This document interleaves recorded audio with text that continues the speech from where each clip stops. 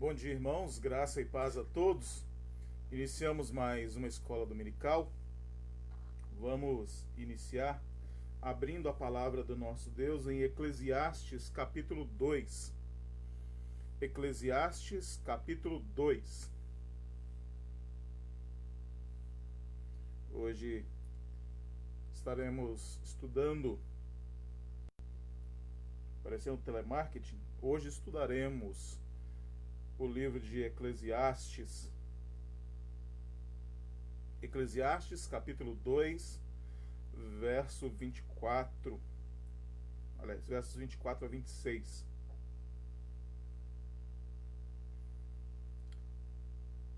Nos diz a palavra do Senhor: Nada há melhor para o homem do que comer, beber e fazer que a sua alma goze o bem do seu trabalho. No entanto, vi também que isso vem da mão de Deus. Pois separado deste, quem pode comer ou quem pode alegrar-se?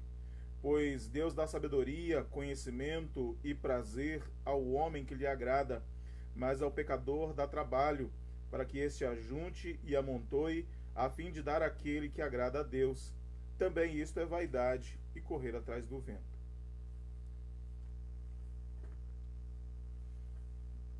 Buscar uma vida alheia a Deus, ou viver uma vida alheia a Deus, é vaidade e correr atrás do vento.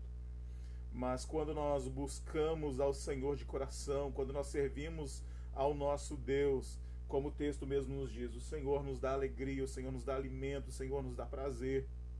Esse é o nosso Deus que trabalha para suprir cada uma das nossas necessidades.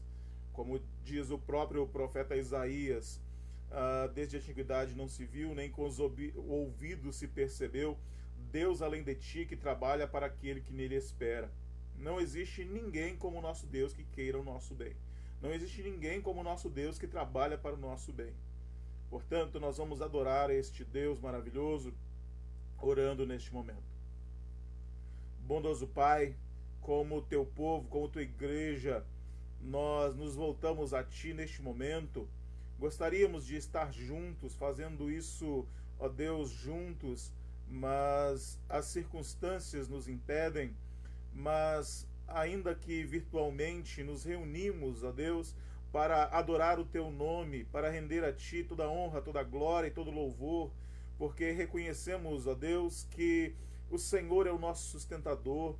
Reconhecemos, ó Deus, que tudo, das maiores até mesmo as mais elementares coisas, vem das tuas mãos. Como diz a tua palavra, o homem não pode receber coisa alguma se do céu não lhe for dada. E nós reconhecemos, ó Deus, que todas as bênçãos que recebemos ou temos recebido vêm das tuas mãos. Nós adoramos, ó Deus, o teu santo nome, em nome de Cristo Jesus. Amém. Vamos adorar ao nosso Deus cantando o hino de número 18, Deus dos Antigos.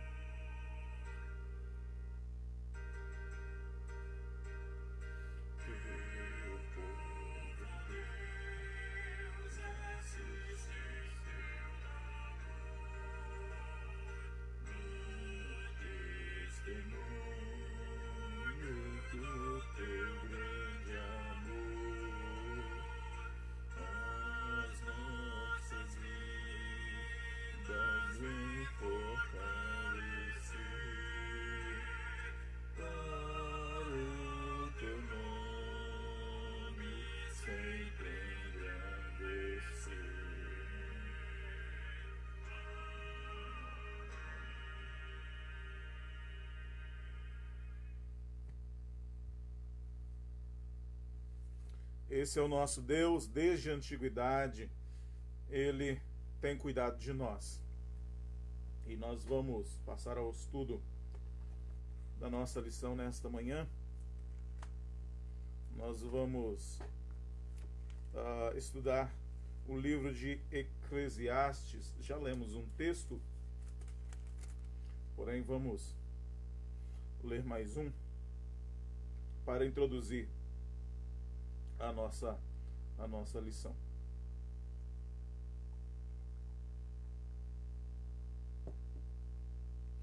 O texto base da nossa lição nessa manhã é Eclesiastes capítulo 1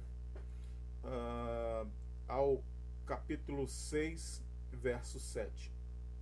Não faremos a leitura, óbvio, não faremos a leitura de todo esse texto, é um texto muito extenso, mas vamos comentar a respeito deles. Mas um texto que sintetiza tudo o que vamos falar é o texto capítulo 1, verso 1 e verso 2. Vamos ler também o verso 3. Palavra do pregador, filho de Davi, rei de Jerusalém. Vaidade de vaidades, diz o pregador, vaidade de vaidades, tudo é vaidade. Que proveito tem um homem de todo o seu trabalho com que se afadiga debaixo do sol? Vamos orar mais uma vez para que o nosso Deus nos oriente no estudo da sua palavra. Bondoso Pai, como filhos teus, chegamos diante da tua palavra, ó Deus, que é nosso alimento. Chegamos diante da tua palavra, que é vida para nós.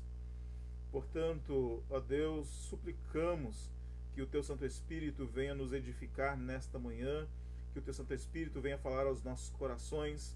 Nós te suplicamos em nome do teu Filho Jesus. Amém.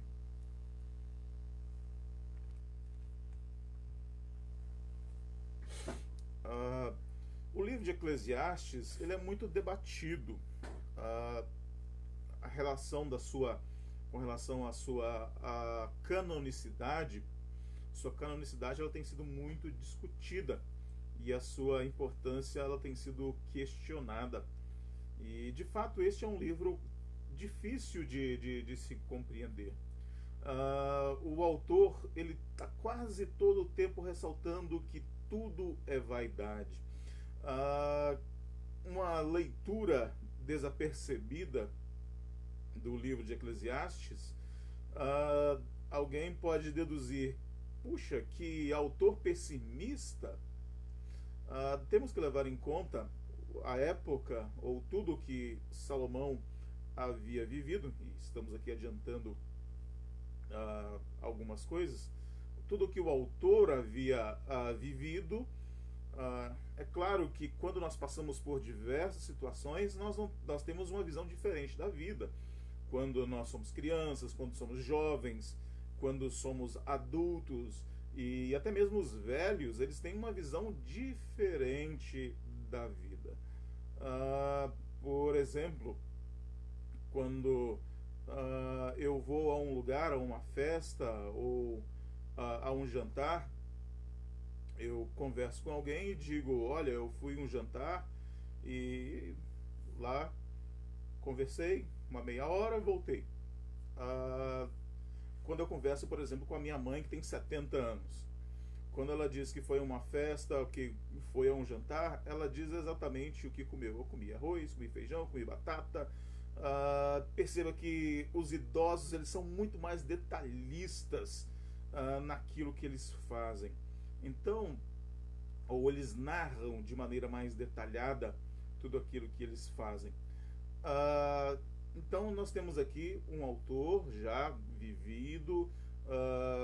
O texto nos dá a ideia de que ele já tinha passado por várias situações e, como sabemos, a Bíblia nos mostra isso, o seu coração se corrompeu e ele ficou longe de Deus por um grande período.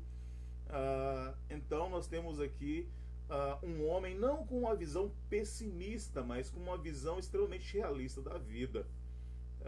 E esta visão aparentemente, ou para alguns, uma visão pessimista da vida, eles questionam a canonicidade, ou seja, se realmente Eclesiastes deveria ou não estar na Bíblia, sendo que ele traz uma visão pessimista da vida. Mas, na verdade, uma leitura mais acurada, uma leitura mais vagarosa do livro vai nos revelar que, na verdade, o autor ele não tem uma visão pessimista, ele tem uma visão realista a respeito da vida. E no último capítulo é que o livro se fecha. Somente no último capítulo as amarras são feitas e então nós entendemos o propósito do autor. Eclesiastes é uma advertência contra uma vida inútil. E o que seria uma vida inútil? Uma vida longe de Deus. Então, o autor, ele quer que nós percebamos que uma vida longe de Deus é uma vida inútil. E quem foi o autor e quando ele escreveu o livro de Eclesiastes? O próprio livro nos dá indícios de quem seja o autor. É claro que a autoria, há algumas pessoas que questionam quem foi o autor de Eclesiastes, mas a maneira como o autor se apresenta, no meu entender, não deixa dúvidas em relação de quem seria o autor de Eclesiastes. Por exemplo, Eclesiastes capítulo 1, verso 1. E antes vamos falar a respeito do nome Eclesiastes. O nome Eclesiastes significa pregador. E lá no capítulo 1, verso 1, o texto, ele se apresenta, o autor se apresenta como pregador. E quando a Bíblia o Antigo Testamento foi traduzido para a língua grega, e este livro, o Antigo Testamento traduzido para a língua grega, se chama Septuaginta. Então, na Septuaginta, que é a tradução grega do Antigo Testamento, ali o nome do livro, pregador, que é como o autor se identifica, ele já vem traduzido para o grego, que significa que pregador traduzido para o grego significa Eclesiastes. Então a nossa tradução em português conservou o nome da Septuaginta, conservou o nome da tradução grega do Antigo Testamento. Ou seja, ele tem o mesmo nome tanto da tradução grega quanto do Antigo Testamento, quanto do Antigo Testamento original, só que apenas traduzido para o grego. Então, Eclesiastes significa pregador. No original, o nome do livro também significa pregador, só que em hebraico. E quando o Antigo Testamento foi traduzido para a língua grega, ele recebeu o nome em grego. E os tradutores da Bíblia para o português não julgaram necessário traduzir o nome do grego para o português. Portanto, temos o livro de Eclesiastes. E Salomão, a autoria do livro é atribuída a Salomão. Salomão, o grande sábio, grande rei de Israel, segundo o próprio Jesus, dos nascidos de mulher, o homem mais sábio que já pisou na terra. E em Eclesiastes capítulo 1, verso 1, nós lemos: palavra do pregador, filho de Davi, rei de Jerusalém. Capítulo 1, verso 12, ele diz: eu, o pregador, venho sendo rei de Israel em Jerusalém. Capítulo 1, verso 16, disse comigo: eis que me engrandeci e sobrepujei em sabedoria a todos os que antes de mim existiram em Jerusalém. Com efeito, o meu coração tem tido larga experiência da sabedoria e do conhecimento. Então, nenhum outro filho de Davi, a não ser a Cristo, é óbvio, se encaixa em todas estas qualificações. O único filho de Davi que se encaixaria aqui em todas essas qualificações, e há ainda outros textos que poderíamos ler, mas para não delongarmos, nós não vamos. Acredito que esses textos deixam claro que o próprio autor ele dá indícios de que de quem ele é. Nenhum outro filho de Davi se encaixa nessas qualificações, senão Salomão, filho de Davi. E esse livro ele foi escrito por volta do ano 990, foi escrito ali pelo século X antes de Cristo. E através de reflexões aparentemente pessimistas, como falamos antes, uma simples leitura, uma leitura rápida do texto vai nos dar a ideia de que o autor é alguém extremamente pessimista. Só que ele nos mostra uma vida realista. Ele mostra a realidade da vida, nos mostrando que o que dá sentido à nossa existência é, de fato, a fé em Deus.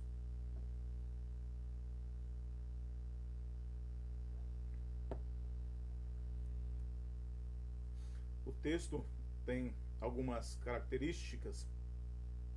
O texto ele é apologético. O que é apologético? Apologia.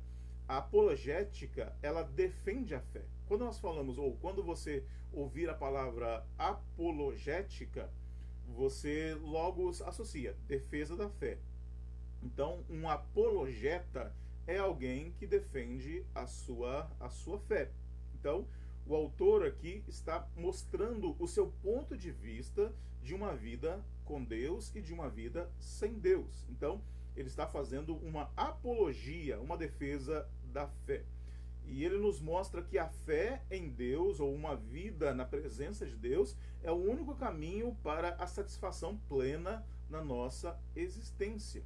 Então, trabalho é vaidade, prazeres é vaidade, conquistas é vaidade. Então, tudo isso alheio a Deus é vaidade, segundo aqui o autor de Eclesiastes. Então, tudo, absolutamente tudo, alheio a Deus, tudo fora de Deus é vaidade. O real valor de tudo está em servir a Deus e considerá-lo em todas as coisas, em todos os nossos caminhos. Em determinados momentos, ou em vários momentos, o autor ele diz: que proveito, ou que proveito há? Que proveito há nisso? Que proveito há aquilo? Então, ele apresenta uma perspectiva do trabalho e da sabedoria. A expressão também debaixo do sol aparece muitas vezes no livro, e a expressão debaixo do sol ele significa o que ele está retratando. E o que ele está retratando? Essa existência. O autor aqui, Salomão, ele está nos retratando a nossa existência, o nosso cotidiano, o nosso viver.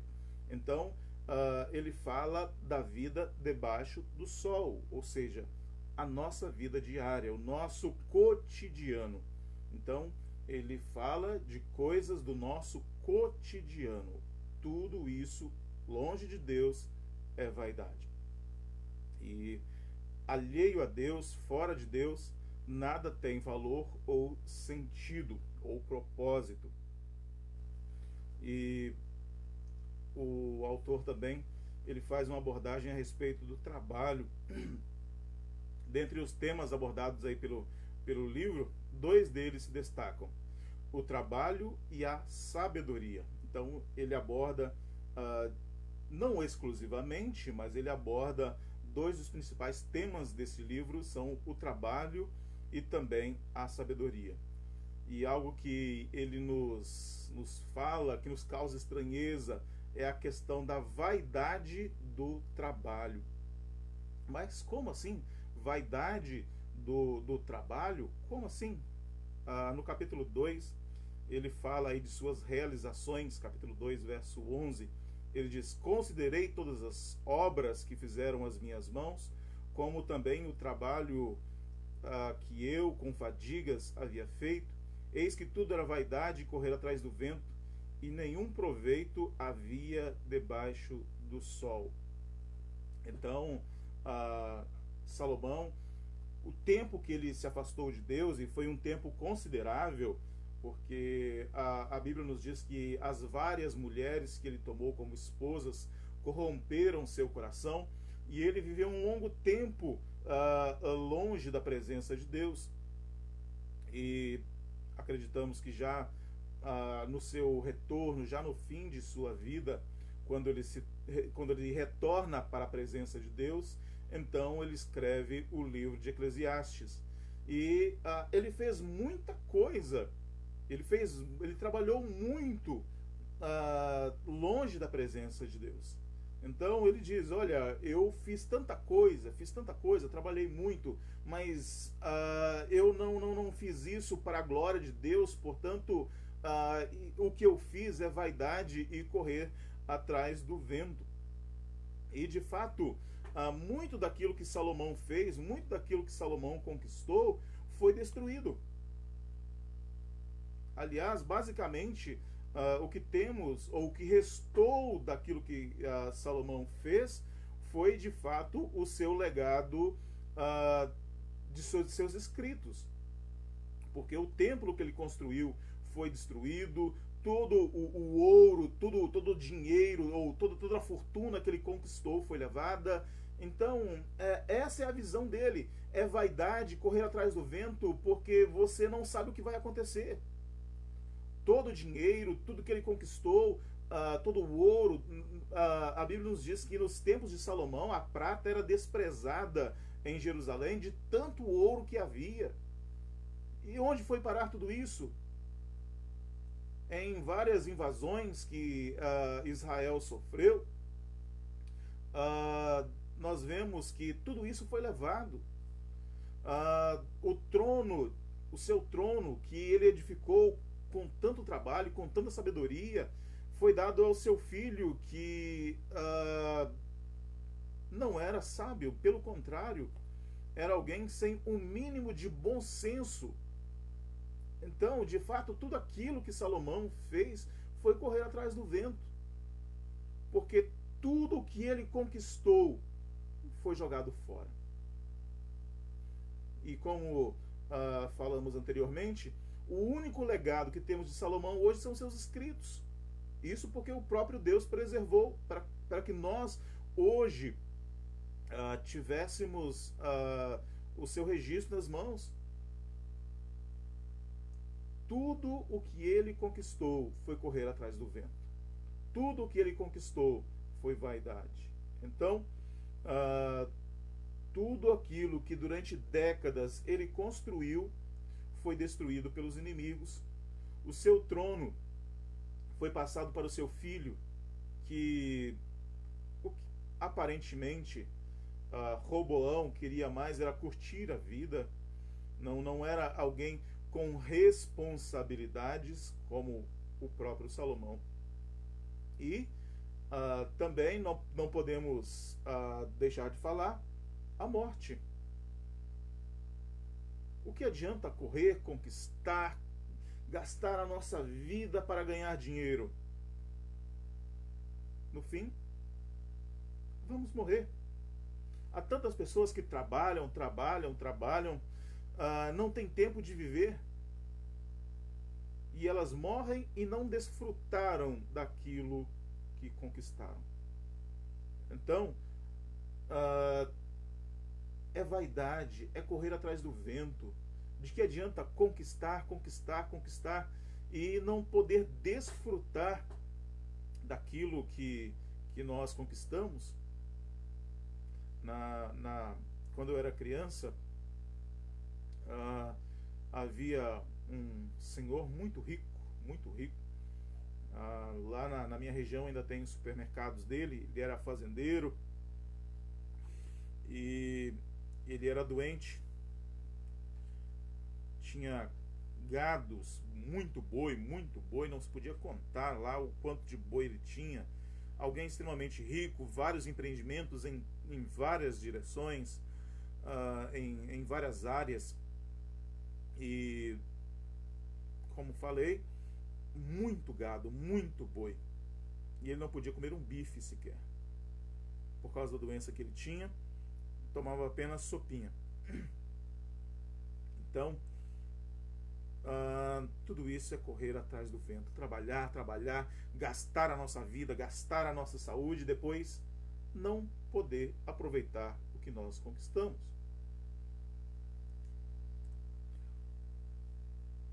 O texto também nos fala: existe alguma finalidade no trabalho? Bênção ou maldição?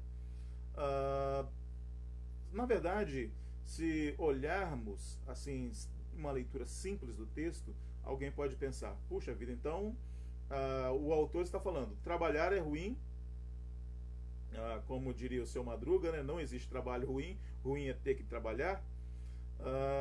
Então, quem escreveu Eclesiastes não foi o seu Madruga, foi Salomão. Então, Salomão aqui, ele não está dizendo que trabalho é ruim, ele não está dizendo que o trabalho é maldição. Inclusive, tem um livro do professor Mário Sérgio Cortella, e eu ouso discordar dele nesse ponto, quando ele diz que na visão judaico-cristã, o trabalho ele é visto como maldição. Não, de forma alguma. Deus, quando amaldiçoou Adão, ele diz que nós cansaríamos no trabalho, nós teríamos fadiga no trabalho.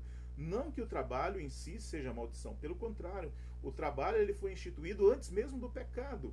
Antes mesmo do pecado, o homem foi encarregado de cuidar do jardim. Ou seja, não há como vermos, ou não há como batermos o martelo e dizer: olha, o trabalho é maldição. Não. A maldição é o cansaço. A maldição é a fadiga. Essa é a maldição que Deus lançou sobre o homem por causa do pecado.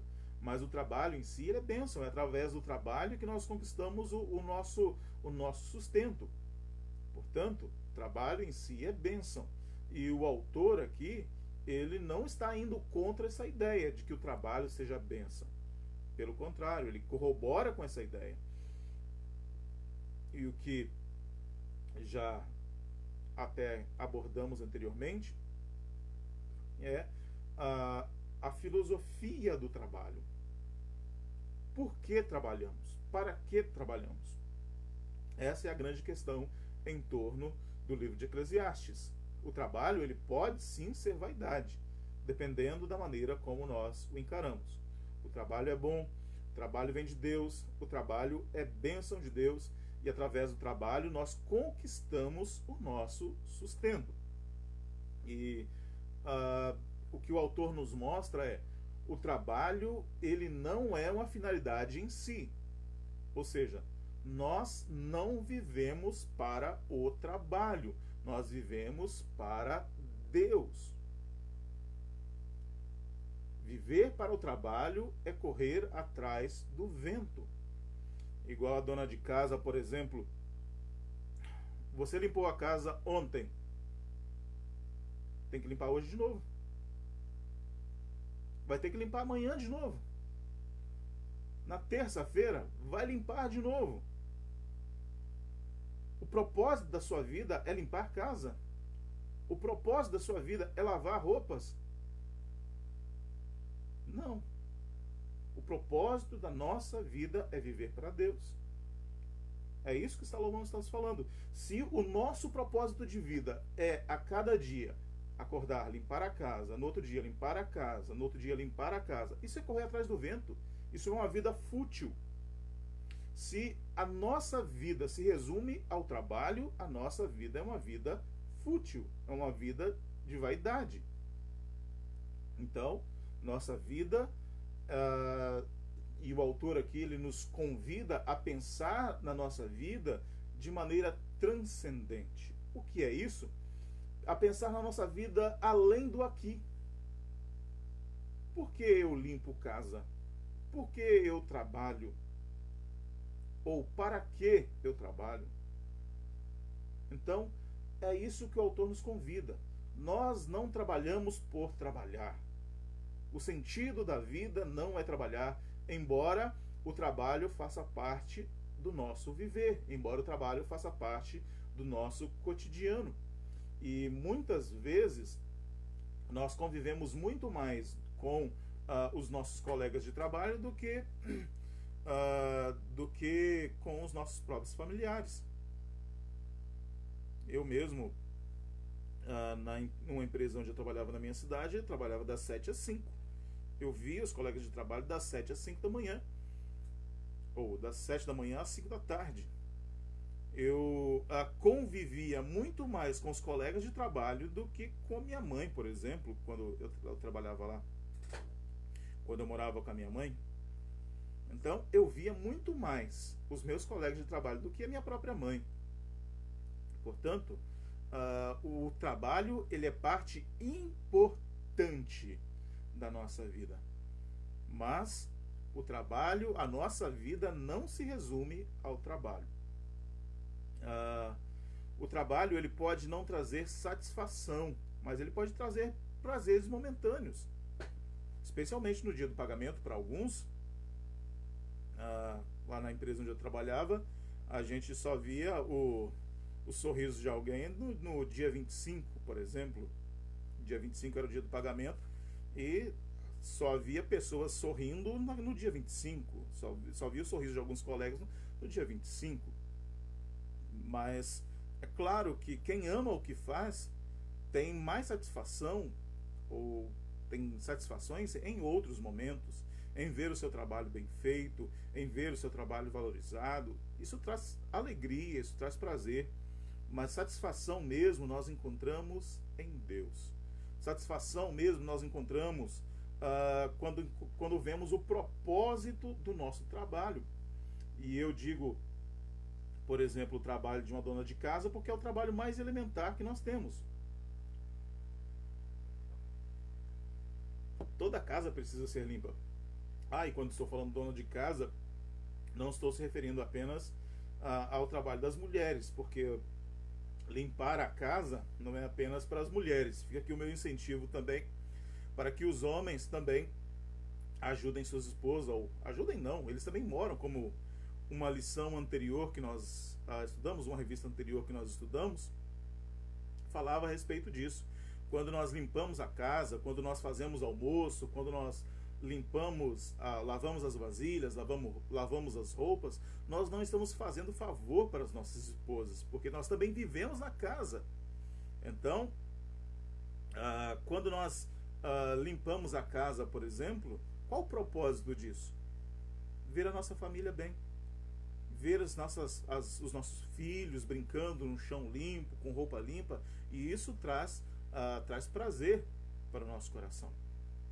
E quando nós fazemos isso para a glória de Deus, isso traz satisfação para a nossa alma. E o trabalho é uma bênção quando recebe o devido valor. Há muitas pessoas que trabalham e não valorizam o seu trabalho. Por mais elementar, por mais simples que seja o nosso trabalho. Geralmente nós, seres humanos, há alguns serviços que nós qualificamos como, é claro, não existe essa hierarquia, mas nós seres humanos nós classificamos como os serviços mais altos, mais sublimes, e outros como os mais baixos. Por exemplo, dois dos serviços que nós seres humanos classificamos como inferiores são garis e aquelas pessoas que enterram as outras, esqueci o nome agora, coveiros. Garis e coveiros são as pessoas que nós classificamos, ou os trabalhos que nós classificamos como trabalhos menores. Mas ande numa rua suja. A diferença que faz entre você andar numa rua limpa e você andar numa rua suja. Teve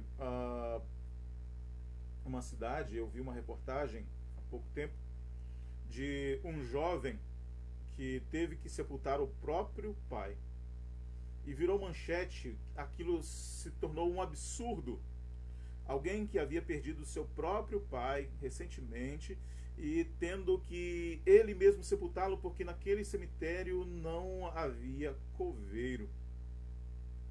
Perceba, nós sentimos a diferença quando não está lá. Então, todo trabalho é importante.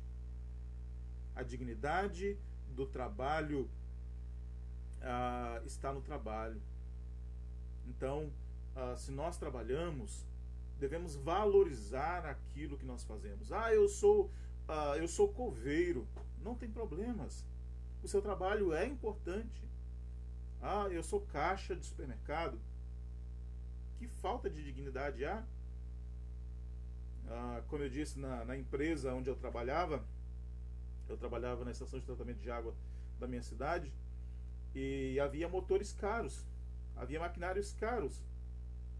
Certo dia, o tratamento quase foi paralisado por causa de uma minúscula peça de plástico, do tamanho de um palito de fósforos, porque aquela minúscula peça, ela segurava a boia que dosava o produto químico que limpava a água. Perceba, aquela minúscula peça de plástico tinha a mesma importância que motores caríssimos. Nós devemos valorizar o nosso trabalho. O nosso trabalho é importante para a sociedade. Não importa o trabalho que você exerça, ele é importante para a sociedade. Então, devemos valorizar o nosso trabalho. O Salomão aqui, em momento algum, está dizendo que o trabalho dele deve ser menosprezado, ele deve ser rejeitado. Não, ele deve ser valorizado, sim. Então, o trabalho é bênção de Deus. O nosso trabalho, o seu trabalho, o nosso emprego é bênção de Deus, e é através dele que nós sustentamos as nossas famílias. Então, devemos dar o devido valor ao trabalho. Não mais, não menos. O nosso trabalho é importante, mas ele não é mais importante do que a nossa saúde. O nosso trabalho é importante, mas ele não é mais importante do que a nossa família. E quantas pessoas têm perdido a sua família? Quantas pessoas têm perdido a sua saúde? Quantas pessoas têm perdido a sua vida? Porque vivem em função do trabalho. Devemos dar a medida certa. Não mais, não menos. Devemos entender que o trabalho é importante. E ouso dizer, trabalho é fundamental. Mas devemos entender que a nossa vida, a nossa saúde, a nossa família é mais importante. E o autor também nos fala do perigo do acúmulo de recursos, acúmulo de dinheiro. Seu esforço para acumular se resume em vaidade e correr atrás do vento. E quem vive acumulando, quem vive correndo atrás de dinheiro, nunca ficará satisfeito. Quem tem dinheiro nunca acha que tem o suficiente. Quem tem muito dinheiro acha que precisa sempre de mais. O nosso coração, ele nunca está satisfeito. Isso é algo do ser humano. Se, por exemplo, o seu patrão, o seu chefe chegasse e dissesse para você: olha, eu vou dobrar o seu salário. Não é pegar o dinheiro e dobrar, não. Vou dobrar o valor do seu salário. Quem ousaria dizer: não, não faça isso, já está bom? Acredito que todos nós faríamos muito obrigado quando o patrão chegasse e dissesse: olha, você vai ganhar o dobro a partir de amanhã. Se ele dissesse: você vai ganhar 4 vezes mais, você vai ganhar 10 vezes mais, maravilha, ninguém recusaria. Então, nosso coração, ele nunca está satisfeito. Nós temos um celular, queremos um celular melhor. Nós temos uma TV, e digo isso de maneira pessoal, eu quero uma TV 4K 55 polegadas. Gostaria. Eu tenho uma boa TV. Não estou dizendo que minha TV seja ruim, embora ela seja um modelo mais antigo, não seja um modelo 4K. Eu gostaria de uma TV melhor. Perceba, somos acumuladores. Perceba, nunca estamos satisfeitos. Hoje eu olho uma TV, uma 4K 8000 da Samsung. Se eu comprasse essa TV 4K 8000, modelo 8000 da Samsung, que é o modelo novo, cristal, o chip cristal, com vários recursos, certamente quando eu comprasse essa TV, eu já estaria mirando uma QLED. Perceba, estamos sempre olhando. O nosso coração humano, ele tem dificuldade de satisfazer com o que a gente tem. Eu preciso de uma TV de 55 polegadas 4K? Não preciso. E aliás, a TV que eu tenho aqui eu quase não uso. Eu quase não uso a TV que eu tenho e quero uma TV 4K. Nós, seres humanos, somos assim. Temos a tendência de querer sempre mais. Em certo aspecto, isso não é ruim. Mas devemos entender o limite de tudo isso. O limite de trabalhar, de acumular, de conquistar coisas. Tudo isso tem um limite.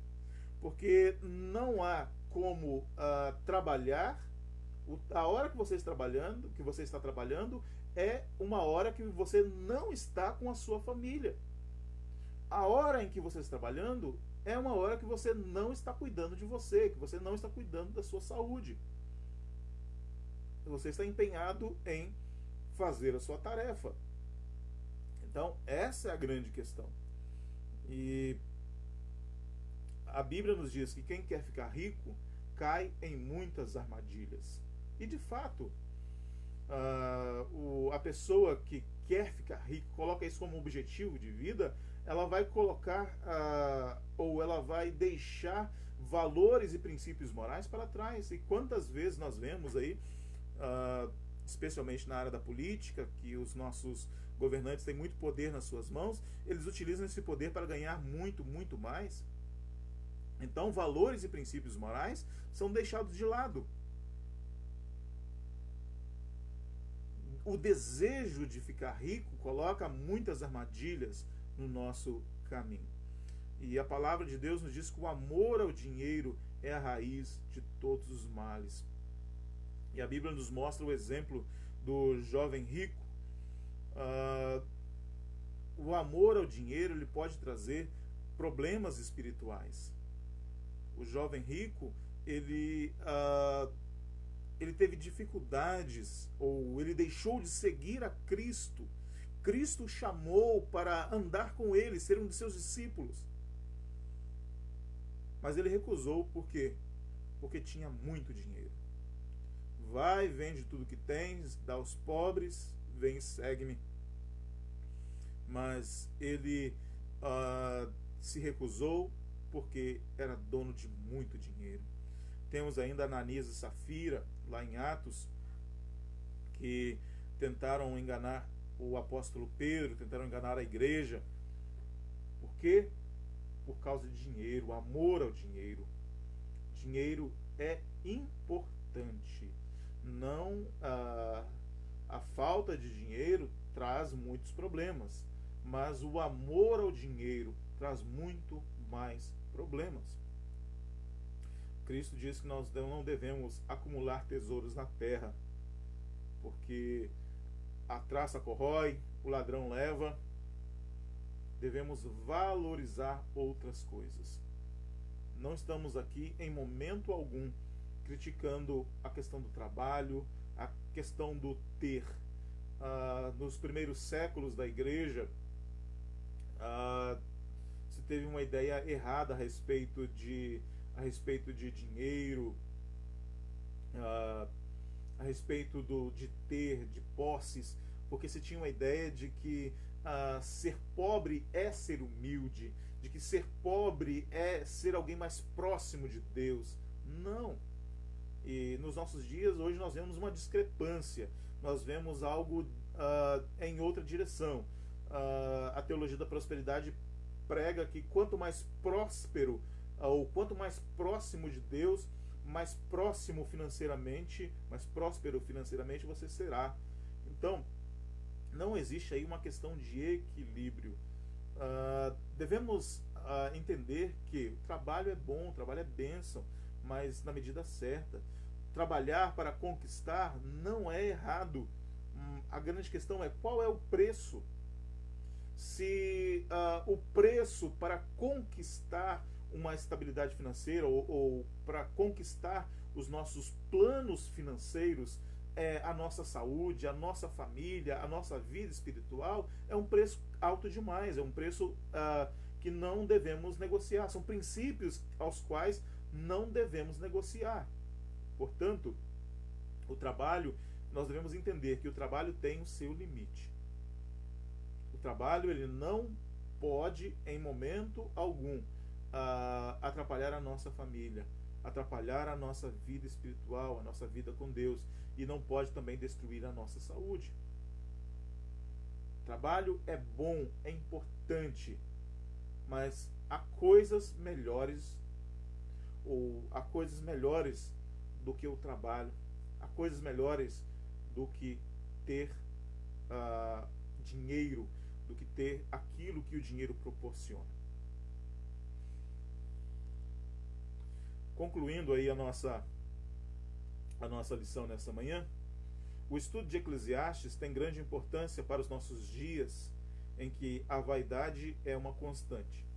Ignorar os apelos do pregador e suas observações sobre a existência terrena constitui-se estultícia ou loucura. Seremos sábios se observarmos seus conselhos. Podemos perceber, ao estudar mais detidamente o tema trabalho, que ele é uma bênção de Deus e só tem sentido quando realizado para a glória do Senhor. Do contrário, será mais uma vaidade. Aplicação. Tiago, em sua epístola, Tiago capítulo 2, versos 22 a 25, considera bem-aventurado aquele que atenta para a palavra de Deus e a pratica, e compara aquele que a negligencia, ou aquele que negligencia os seus ensinamentos, àquele que, de frente para um espelho, contempla a sua face, se retira e logo se esquece de sua aparência. Considerando que a palavra de Deus é como um espelho, coloque-se diante dela e examine-se em seu viver. Você está atento aos perigos da vaidade? Então, o texto de hoje é uma reflexão. Trabalho é importante. Trabalho é bênção de Deus. Mas quando nós fazemos tudo o que fazemos alheio a Deus, é vaidade. Quando nós vivemos para a glória de Deus, nós damos o devido valor para o trabalho. O trabalho, ele não é mais importante do que a nossa vida, do que a nossa saúde. O trabalho, ele não é mais importante do que a nossa família. O trabalho não é mais importante do que a nossa vida na presença de Deus. Então, trabalhe. Entenda que o seu trabalho é bênção de Deus. Ame o que você faz. Ame o seu trabalho. Trabalhe para a glória de Deus. Mas não permita que o trabalho consuma a sua saúde. Não permita que o trabalho destrua a sua família. E não permita que o seu trabalho destrua o seu relacionamento com Deus. Ou não permita que o seu trabalho atrapalhe o seu relacionamento com Deus. Vamos orar mais uma vez? Bondoso Deus, nós adoramos o Teu nome porque entendemos que o nosso trabalho é bênção do Senhor.